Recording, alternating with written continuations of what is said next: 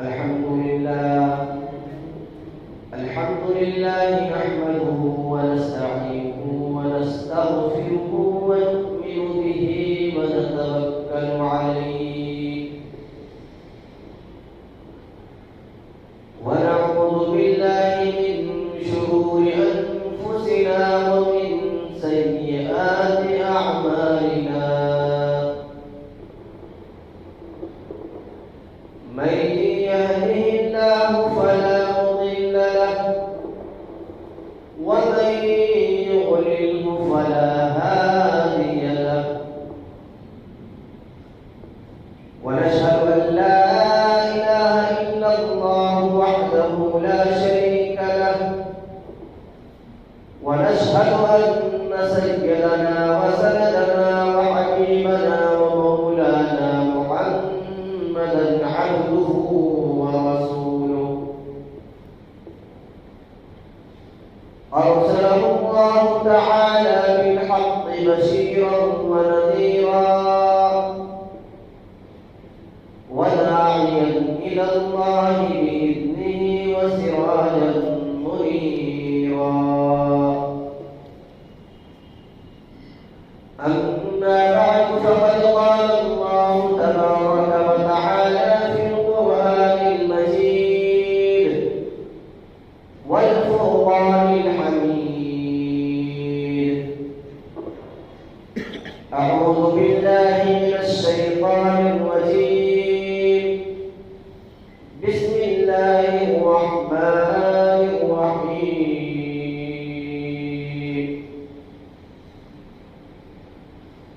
يا أيها الذين آمنوا اتقوا الله حق تقاته ولا تموتن إلا وأنتم مسلمون صدق الله العظيم وصدق رسوله النبي الكريم ونحن على ذلك لمن الشاهدين والشاكرين والحمد لله رب العالمين.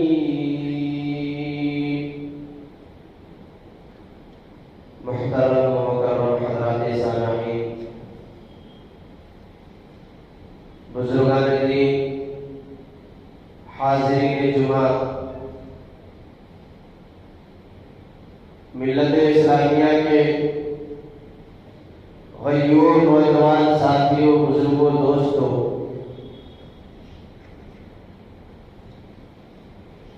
پردہ نشین مائیں اور بہنیں،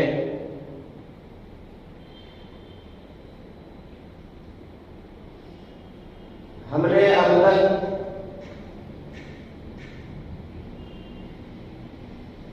اولیاء اللہ، حضرات صحابہ، تابعین، تبع تابعین، اسی طریقے سے اللہ کے نیک بندے جو دنیا میں گزرے ہیں اور ان سے بڑے بڑے واقعات رونما ہوئے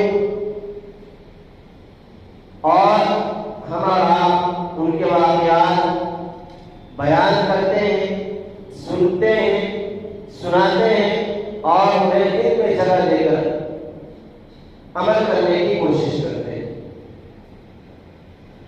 آج دل میں ارادہ ہوا ہے کہ آج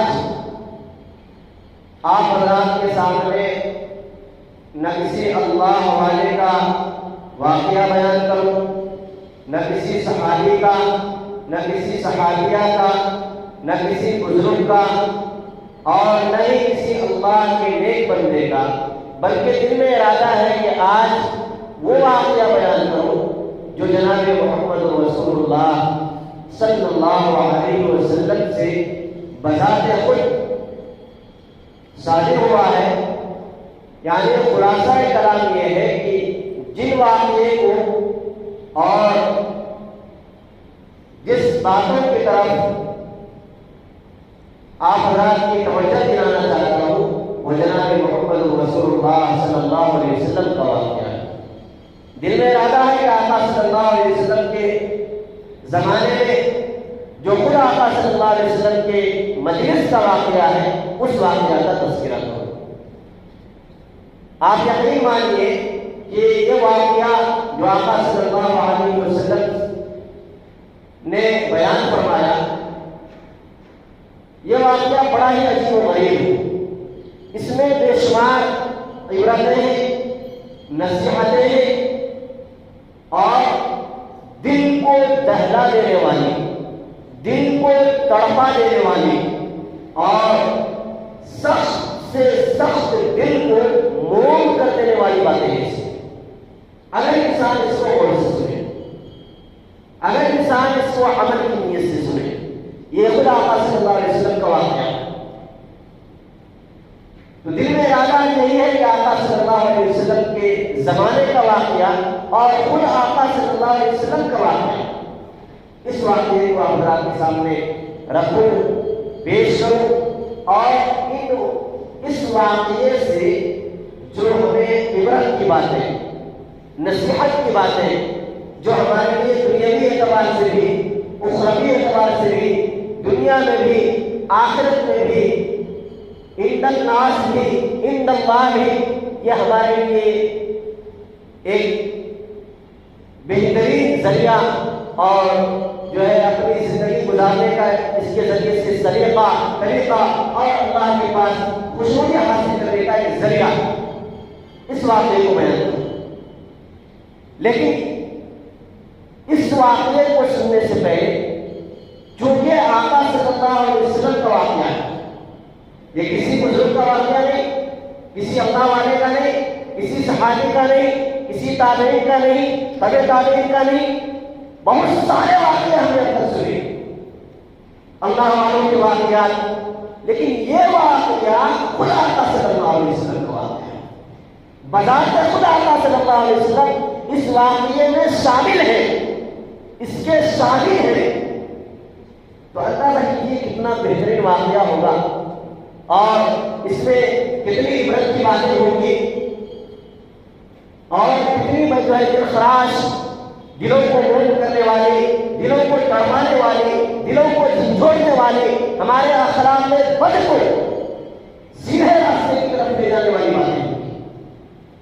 تو دل ٹھان لیجیے، دل میں یہ پہلے تہیہ کیجیے کہ کوئی معمولی واقعہ نہیں ہے کہ ادھر سے سنا ادھر سے نکال دیا، یہ واقعہ بہت ہی جو ہے نصیحت آموز ہے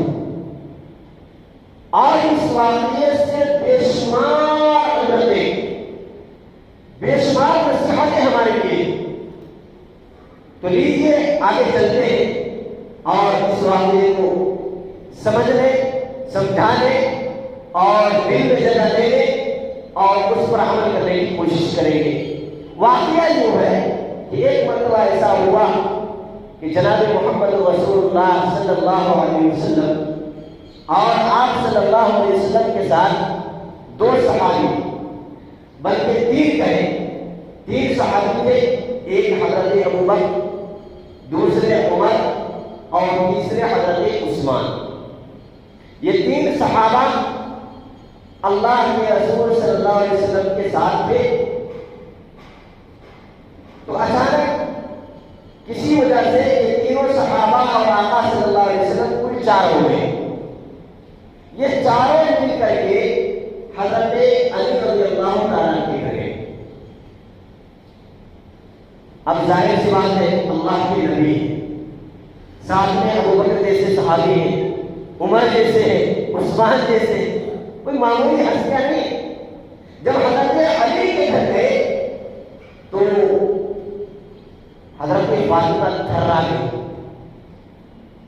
کہ آقا صلی اللہ علیہ وسلم میرے گھر آئے، اگرچہ کہ والد محترم ہے، ابو ہے، لیکن بیٹی بھی تو چاہیے تھی، ساتھ میں ابوبکر جیسی شخصیت، عمر جیسی شخصیت، عثمان جیسی جامع القرآن، جب یہ تینوں چاروں مل کر کے جب حضرت علی کے گھر پہنچے تو حضرت فاطمہ پریشان ہو جاتی ہے، تھوڑی دیر کے لیے سوچنے لگتی ہے کہ ابو بھی آئے ہیں، ابوبکر بھی ہے، عمر بھی ہے، عثمان بھی ہے، میرے گھر تشریف لائے ہیں،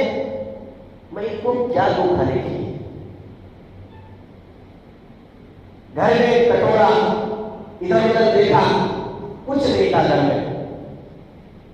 ایک طرف نظر ڈالی تو وہاں پہ دیکھا کہ ایک تشت, شیشے کا جو تشت آتا ہے چمکدار دمکدار, وہ تشت کا حضرت فاطمہ کو دیکھا کہ گھر میں کونے میں ایک تشت پڑا ہوا ہے.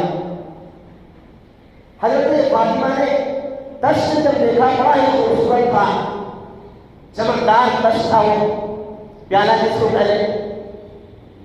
تو حضرت فاطمہ نے سوچا کہ یہ پیالہ ہے. پھر اچانک دماغ میں خیال آیا کہ تھوڑی سی شہد بھی ہے گھر میں, کچھ تو کھانے کو تھا نہیں. سوچا کہ اسی چمکدار پیالے میں, اسی چمکدار تشت میں تھوڑی سی شہد رکھ دیتی ہوں اور اللہ کے رسول صلی اللہ علیہ وسلم کے سامنے پیش کر دوں گی, اسی میں سے تھوڑا تھوڑا سکھا لیں گے. چنانچہ ایسا ہی ہوا. حضرت فاطمہ نے اس تشت کو, اس پیالے کو اچھے طریقے سے دھویا. دھونے کے بعد اس میں تھوڑی سی شہد ڈالی اور اللہ کے رسول صلی اللہ علیہ وسلم کے سامنے پیش کر دیا. ساتھ میں ابو بکر ہے, عمر ہے, عثمان. اور ظاہر سی بات ہے حضرت علی کے گھر گئے تھے تو حضرت علی ہو گئی. جیسے ہی پیالہ پیش کیا اللہ کے رسول صلی اللہ علیہ وسلم کے سامنے حضرت علی نے, تو اچانک ایسا ہوا کہ اس پیالے میں جو شہد تھی اس شہد میں بال گر گیا. یہ نصیحت کی باتیں ہمارے لیے سمجھنا ہے. آج بیان دینے کے لیے بیٹھا ہوں, ہمیں اس واقعے سے عبرت لینا ہے. ایک تو خوبصورت چمکدار روشن پیالہ اور وہ تشت, اس میں شہد جیسی شیرین اور میٹھی چیز. جیسے ہی پیش کیا اللہ کا کرنا ایسا ہوا اس میں بال گر گیا. جب بال گرا تو اللہ کے رسول صلی اللہ علیہ وسلم نے دیکھا کہ پیالہ ماشاءاللہ بڑا خوبصورت ہے, اس میں شہد بھی میٹھی چیز ہے, لیکن افسوس کی بات یہ ہے کہ اس شہد میں ایک بال گر گیا. اب کرے تو کرے گا. اللہ کے رسول جناب محمد رسول اللہ صلی اللہ علیہ وسلم نے جب اس پیالے کو دیکھا, تینوں صحابی بیٹھے تھے, کہا کہ ابو بکر, عمر, عثمان, آج اس شہد میں جو اس پیالے میں جو شہد ہے اس کو کھانے سے پہلے سب لوگ, ہم میں سے چاروں سب لوگ مل کر کے اس پیالے کے بارے میں ہمارا کیا خیال ہے, ہم کیا کر سکتے ہیں اس کے بارے میں. سب لوگ اپنے اپنی رائے پیش کرو. ایک تو خوبصورت پیالہ, اس میں ایک شیریں اور میٹھی چیز شہد اور اس میں ایک بال گرا ہوا ہے. کیا خیال ہے تم لوگ کا, اپنی اپنی رائے پیش کرو. اب ظاہر سی بات ہے اللہ کے رسول صلی اللہ علیہ وسلم ہے, ابو بکر ہے, عمر ہے, پہلے نمبر پہ ابو بکر کی بات ہے.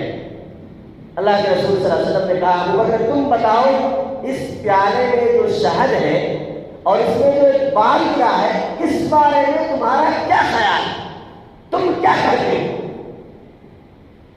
حضرت ابو بکر صدیق رضی اللہ تعالیٰ نے فرمایا کہ اللہ کے رسول صلی اللہ علیہ وسلم, آپ نے ہمیں اپنی رائے دی ہے اس کے بارے میں, اس پیالے کے بارے میں جس میں شہد بھی ہے اور شہد میں بال پڑا ہوا ہے.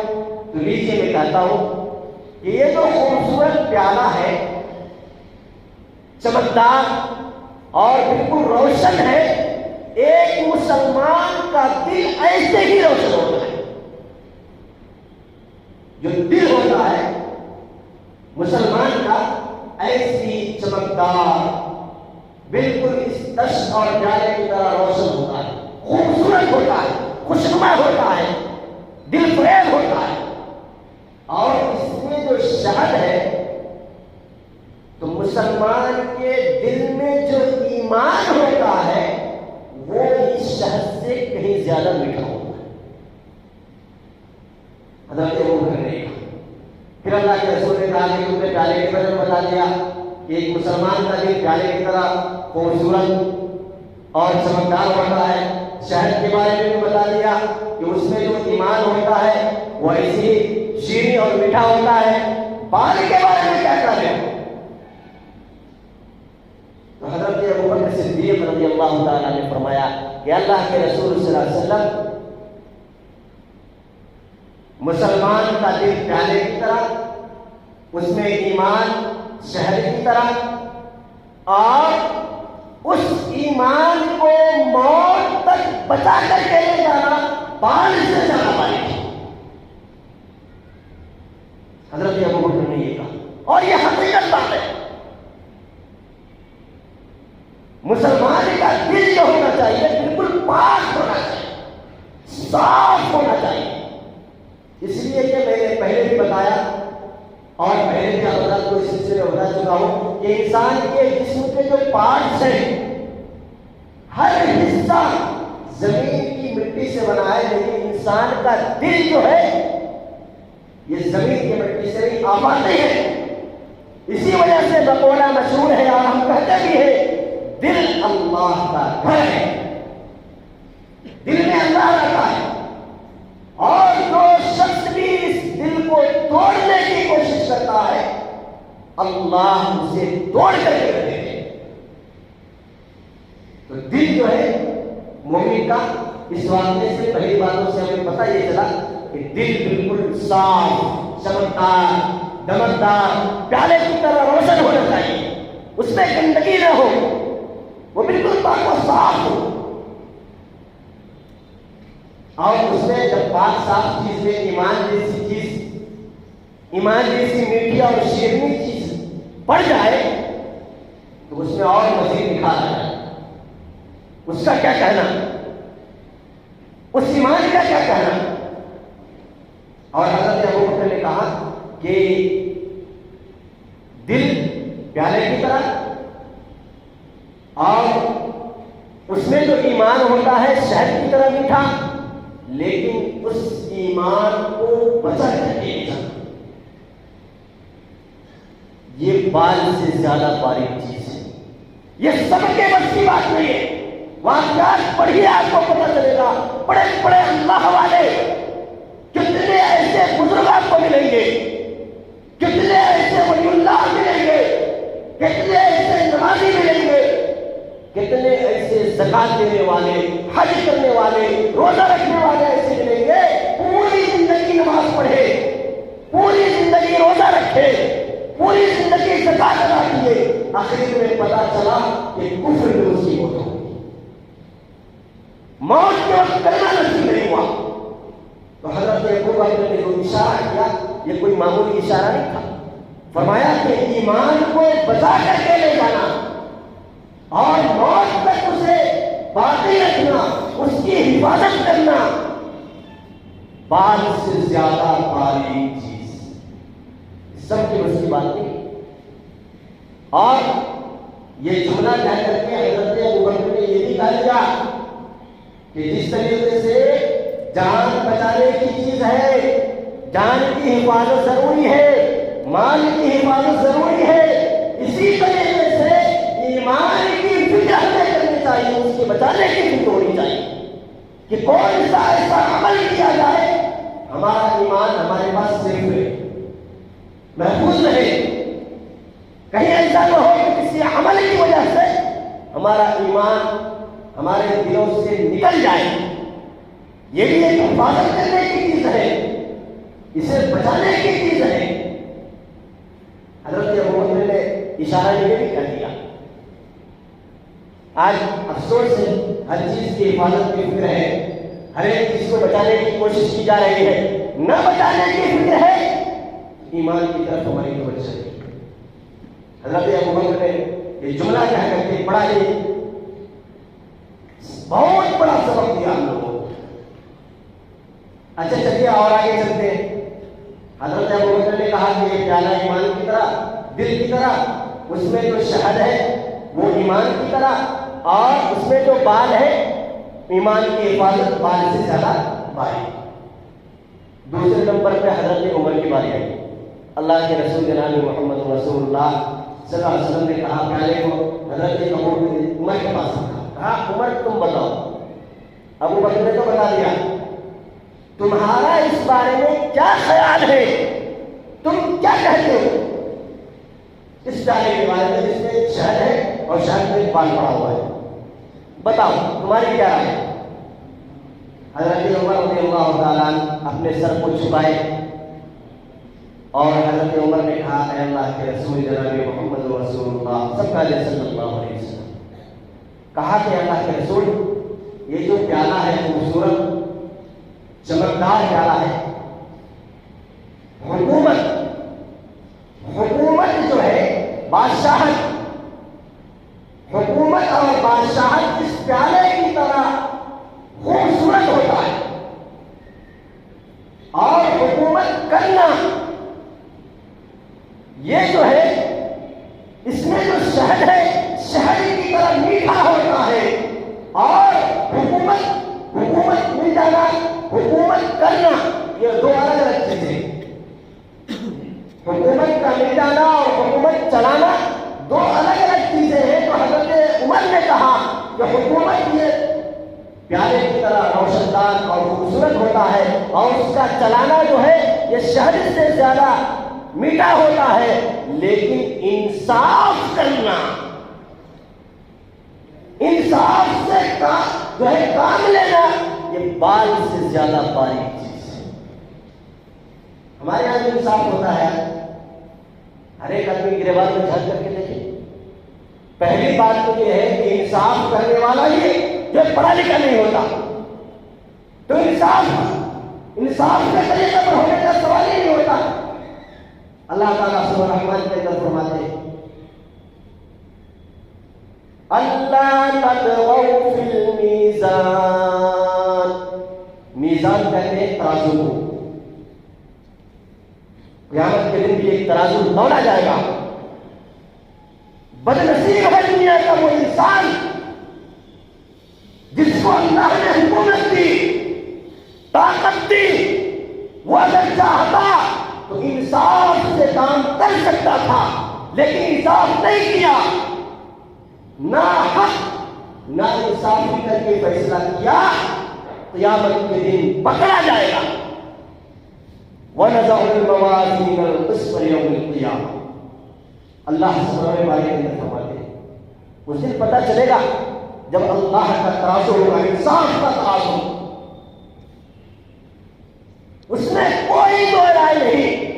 قرآن مجید کے تیسرے پارے کے اندر ایک آیت ہے، وہ آیت ہمیں جھنجھوڑ دیتی ہے۔ اس میں اللہ تعالیٰ کیا فرماتے ہیں ان الذین کفروا بعد ایمانہم ثم ازدادوا کفرا لن تقبل منہم توبتهم اولئک هم الظالمون۔ آگے اسی آیت کے ٹکڑے میں اللہ فرماتے ہیں ملء الارض، قیامت کے دن اگر کوئی شخص اپنی بات منوانے کے لیے اگر زمین کی پوری جائیداد اگر دے دے گا اللہ کے پاس، تب بھی جو ہے اس کا فدیہ نہیں لیا جائے گا۔ آج انصاف نہیں ہے، بک رہے ہیں انسان، اور یہ بات سچ ہے۔ تو حضرت عمر رضی اللہ تعالیٰ نے فرمایا تھا کہ حکومت یہ پیالے سے زیادہ خوبصورت، اور حکومت کرنا اس میں جو شہد ہے شہد سے زیادہ شیریں اور میٹھا، اور انصاف کے ساتھ حکومت کرنا، سب کو انصاف دلانا، سب کے ساتھ انصاف کرنا، بال سے زیادہ باریک۔ اسی وجہ سے حضرت عمر رضی اللہ تعالیٰ عنہ نے فرمایا کہ 40 لاکھ مربع میل، ایک 40 لاکھ مربع میل کے بادشاہ تھے حضرت عمر، اتنے بڑے بادشاہ، رات میں اٹھ کر کے چکر لگاتے، گلیوں میں جاتے اور ہر ایک گھر کا جائزہ لیتے کہ کوئی بھوکا تو نہیں، رات میں کسی کو پریشانی تو نہیں، رات میں کسی کو دوائی کی ضرورت نہیں، کسی کو کوئی تکلیف تو نہیں۔ اور حضرت عمر کہا کرتے تھے، اپنے آپ سے کہا کرتے تھے کہ عمر اگر تیری خلافت میں تیری حکومت رہتے ہوئے اگر کوئی کتا بھی بھوکا مر گیا تو قیامت کے دن اللہ کے ہوگا۔ حضرت عمر کہا کرتے تھے، واقعہ لکھا ہے حضرت عمر رضی اللہ تعالیٰ گشت لگا رہے تھے رات میں گلیوں میں. ایک جگہ دیکھا کہ ایک بوڑھی ماں بیٹھی ہوئی. تو حضرت عمر کی عادت شریفہ یہ تھی, حضرت عمر ہی نہیں بلکہ جتنے اللہ والے بزرگ لوگ گزرے ہیں ان کی عادت شریفہ کو جناب محمد رسول اللہ صلی اللہ علیہ وسلم کے زمانے کا واقعہ لے لیجیے. ان کے زمانے میں کپڑے جو ہے ہمارے جیسے نہیں ہوتے تھے, پیوند لگے ہوئے کپڑے ہوتے تھے, پھٹے ہوئے کپڑے ہوتے تھے, تو پہچاننا مشکل ہوتا تھا. اور آج افسوس, اللہ معاف کرے, اللہ معاف کرے, کپڑے پھاڑ کر کے لوگ اس کو فیشن بنا لیا, اس کو ایک فیشن سمجھتے ہیں. آج سے 10 سال پہلے اگر کپڑے پھٹے ہوئے ہوں اور امی ابا بولتے کہ جاؤ بیٹا فلاں کی شادی میں اس کپڑے پہنے چلے جا, انہیں پریشان ہوگا, میں جو یہ کپڑے پہننے کو پریشان ہو جاتا. اور آج کے دور میں کپڑے پیسے دے کر کے بنوا رہے ہیں اور وہ پہن کر کے شان. کاش کہ اس کو سنت سمجھ کر کے ہی پیوند لگاتے تو کتنا اچھا ہوتا. تو حضرت عمر پیوند کپڑے میں لگے ہوئے ہیں, بالکل معمولی کپڑے میں ہے, رات میں ہے, گلیوں میں جا رہے ہیں. ایک بوڑھی ماں بیٹھی ہوئی. حضرت عمر نے اس کے پاس میں سلام کیا, پوچھا بوڑھی ماں کیا کر رہی ہو یہاں پہ؟ اس بڑھیا نے کہا کہ تمہارا کیا واسطہ ہے اس سے, میں کچھ بھی کروں؟ حضرت عمر نے پوچھا کہ آخر آپ کو کوئی چیز کی ضرورت ہے تو بتائیے, ہمیں ہم آپ کی ضرورت پوری کر دیں گے. اس بوڑھی ماں نے کہا کہ میں آج بھوکی ہوں بالکل, اور ہمارا جو بادشاہ ہے امیر المومنین حضرت عمر, اس کو پتہ ہی نہیں. اتنے بڑے بادشاہ بن گئے اور ان کے رعایا, ان کے ماتحت لوگ بھوکے ہیں یہاں پہ. ابھی تو نہیں, قیامت کے دن ان کو ضرور پکڑوں گی میں. قیامت کے دن اللہ کے پاس ان کا گریبان پکڑوں گی اور اس کا حساب لوں گی ان سے میں. اس بڑھیا کو پتہ ہی نہیں تھا حضرت عمر ہے. حضرت عمر پریشان ہو گئے, کہا کہ کیا کر رہی ہیں آپ بھوکے کہاں پہ بھوکی ہوں؟ تو حضرت عمر نے کہا کہ اگر آپ اجازت دیں تو میں آپ کے کھانے کا انتظام کر دوں میں. اس بڑھیا نے کہا کہ تمہاری ضرورت نہیں, تو بادشاہ وہ تو سو رہا ہے گھر میں, جس کی ذمہ داری وہ تو ذمہ داری نبھا رہا ہے, اور آپ آ گئے یہاں پہ. تو حضرت عمر نے کہا کہ بوڑھی ماں ایسا ہے, حضرت عمر سے میری دوستی ہے, بہت روز ہے ان سے, اگر آپ پرمیشن دیے تو میں جا کر کے ان سے بات کرتا ہوں, ان کو بتاتا ہوں آپ کے بارے میں, وہ آپ کے لیے اچھا انتظام کر دیں گے. اس بڑھیا نے کہا ضرورت نہیں ہے. میرے حضرت عمر رضی اللہ تعالیٰ نے اپنے آپ کو چھپاتے ہوئے اس بڑھیا کو منانے کی کوشش کی. مناتے کہا کہ بوڑھی ماں ان کو معاف کر دیجیے, میرا دوست ہے, میرا جگری دوست ہے. آپ اللہ کے پاس ایسے سوال کریں گے ان کو دونوں پکڑے جائیں گے, تو آپ انہیں معاف کر دیں. ایسا کریں, آپ کو جتنے پیسے کی ضرورت ہے, جتنی رقم چاہیے, جتنے کھانے کی چیزیں چاہیے, میں تمام چیزیں مہیا کر دیتا ہوں, آپ انہیں معاف کر دیں بس. تو اس بڑھیا نے کہا تم کتنے پیسے دو گے اگر میں اسے معاف کر دوں؟ تو حضرت عمر نے کہا کہ آپ جتنا بولو گے اتنا دے دوں گا. تو اس بڑھیا نے کہا 1 درہم دے دو. تو حضرت عمر رضی اللہ تعالیٰ نے 10 درہم نکال کر کے دیے اور اس بڑھیا سے کہا کہ اب ان کو معاف کر دیا, کھانے کا بھی انتظام کر دیا. اس بڑھیا نے کہا ہاں میں اس کو معاف کر دیا. حضرت عمر رضی اللہ تعالیٰ اپنا دامن پھاڑے, کپڑے کا دامن پھاڑے اور کپڑا تھوڑا سا لیا اور کہا کہ اس پر آپ لکھ دیجیے کہ میں نے حضرت عمر کو معاف کر دیا ہے. کوئی ایسا بادشاہ کے دور کیا لوگ تھے, اس پر انہوں نے لکھا دیا حضرت عمر نے, اور لکھانے کے بعد کہا آپ دستخط بھی کر دو اس کے اوپر کہ آپ نے حضرت عمر کو معاف کر دیا ہے. اس وقت تک اس بڑھیا کو پتا نہیں تھا کہ یہی حضرت عمر ہے. یہی وہ شخص ہے جب یہ گلیوں میں جاتے ہیں تو شیطان ان کے ڈر سے کانپتا ہے. ان کو پتا ہی نہیں تھا. یہ بات چیت ہو رہی تھی کہ ایک صحابی حضرت عبداللہ بن مسعود رضی اللہ تعالیٰ عنہ اور کہا السلام علیکم یا امیر المؤمنین. انہوں نے جیسے امیر المؤمنین کہا تو بڑھیا کانپنے لگا, یہ امیر المؤمنین ہے. حضرت عمر نے تسلی دی اور اس کے بعد ان کو اس صحابی کو بلایا, عبداللہ بن مسعود کو کہا کہ کوئی بھی گواہ بن جاؤ اس بات پہ کہ ہم نے اس بڑھیا کو بنا لیا ہے, قیامت کے دن ہمارا سوال جواب نہیں ہوگا, تم بھی گواہ بن جاؤ. تو خلاصہ کلام یہ ہے کہ ان لوگوں کے اندر آخرت کا کتنا ڈر تھا، انصاف کا ترازو توڑنا یہ سب کے بس کی بات نہیں۔ کسی شاعر نے کہا دو رنگی چھوڑ دے یک رنگ ہو جا، دو رنگی چھوڑ دے یک رنگ ہو جا، یا تو سراسر موم ہو جا یا تو سراسر سنگ ہو جا۔ آج انصاف ہے ہی نہیں ہمارے کو، الا ماشاء اللہ کہیں پر ہو تو انصاف ان کے حق میں ہوتا ہے، فیصلہ ان کے حق میں ہوتا ہے جن کے پاس پیسہ ہے، جن کے پاس ثروت ہے، جن کے پاس اثر و رسوخ ہے، جن کی پہنچ ہے، ان کا فیصلہ ہوتا ہے۔ علمان و حفیظ اللہ سب کی حفاظت۔ حضرت عمر نے کہا کہ حکومت یہ بہت اچھی چیز ہے، حکومت کرنا معمولی چیز نہیں ہے، حکومت کرنا دوسرے الفاظ میں کہیں کہ قوم کی خدمت کرنا، اور اللہ کی عزت و جلال کی قسم اس مسجد میں بیٹھ کر کے بول رہا ہوں، کبھی کبھی ایسا ہوتا ہے نماز پڑھ کر کے وہ اتنا انسان حاصل نہیں کر سکتا جو قوم کی خدمت کر کے کر لیتا ہے، وہ مقام حاصل کر لیتا ہے، اللہ کے طرف قریب ہو جاتا ہے قوم کی خدمت کر کے۔ اور اس کو ہم نے دوسرا مطلب سمجھیے، تو حضرت عمر نے فرمایا کہ انصاف کرنا سب کے ساتھ یہ بال سے زیادہ باریک چیز۔ اب باری آئی حضرت عثمان کی، اللہ کے رسول صلی اللہ علیہ وسلم نے وہ پیالہ حضرت عثمان کے پاس رکھا، کہا عثمان ابو بکر نے بھی بتا دیا، عمر نے بھی بتا دیا، آپ باریک ماری، تم کیا کہتے ہو اس پیالے کے بارے میں جو خوبصورت پیالہ ہے؟ بار بار اس نے بولا ہوں تاکہ بات آنے والے لوگوں کو سمجھ میں آئے، خوبصورت پیالہ ہے، اس میں شہد ہے اور اس میں بال پڑا ہوا ہے۔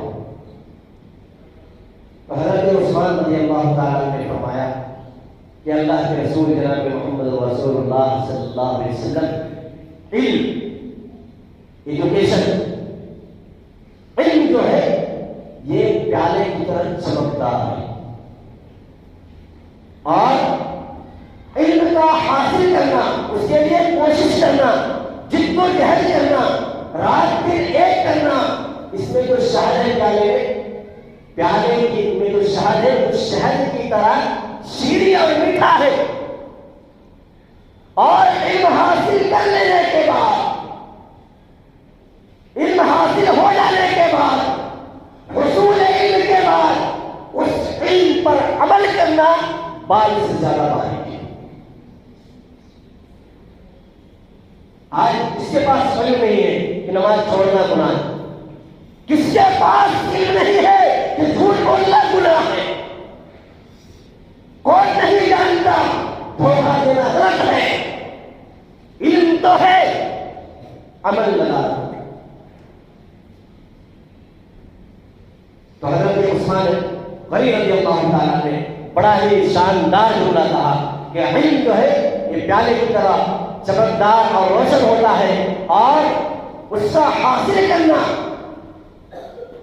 یہ اس میں جو شہد ہے شہد کی طرح شیریں اور میٹھا ہوتا ہے، اور علم حاصل ہو جانے کے بعد اس پر عمل کرنا بال سے زیادہ باریک چیز ہے۔ سب کی وسیع باتیں یہ تینوں بات حضرت صحابہ، حضرت عمر بول دیے، حضرت ابو بکر بھی بول دیے، عثمان بھی، اور چوتھے نمبر پہ باری ہے حضرت علی رضی اللہ عنہ، جن کے گھر اللہ کے رسول صلی اللہ علیہ وسلم، حضرت ابو بکر، عمر اور عثمان، یہ چاروں مل کر کے حضرت علی کے گھر آئے تھے۔ اب اللہ کے رسول صلی اللہ علیہ وسلم نے اس شہد والے پیالے کو جس میں بال پڑے ہوئے تھے، اس پیالے کو حضرت علی کے سامنے کیا اور کہا علی اب تم بتاؤ تمہارا کیا خیال ہے اس پیالے کے بارے میں، جو ایک خوبصورت پیالہ ہے اس میں شہد ہے اور اس میں بال پڑا ہوا ہے، کیا خیال ہے تمہاری، کیا رائے ہے؟ حضرت علی رضی اللہ تعالیٰ نے فرمایا کہ اللہ کے رسول صلی اللہ علیہ وسلم، مہمان جس کو آپ بھوج چڑھا کر کے دیکھتے ہیں. مہمان جو ہے یہ شہد یہ پیالے کی طرح چمکدار ہوتا ہے، اور مہمان کی مہمان نوازی کرنا، مہمان کا اکرام کرنا، مہمان کی عزت کرنا، یہ شہد سے زیادہ شیریں اور میٹھا ہوتا ہے. تیسرے نمبر پہ حضرت علی نے فرمایا کہ مہمان کو اپنے گھر سے خوش کر کے بھیجنا بال سے چلا آئے.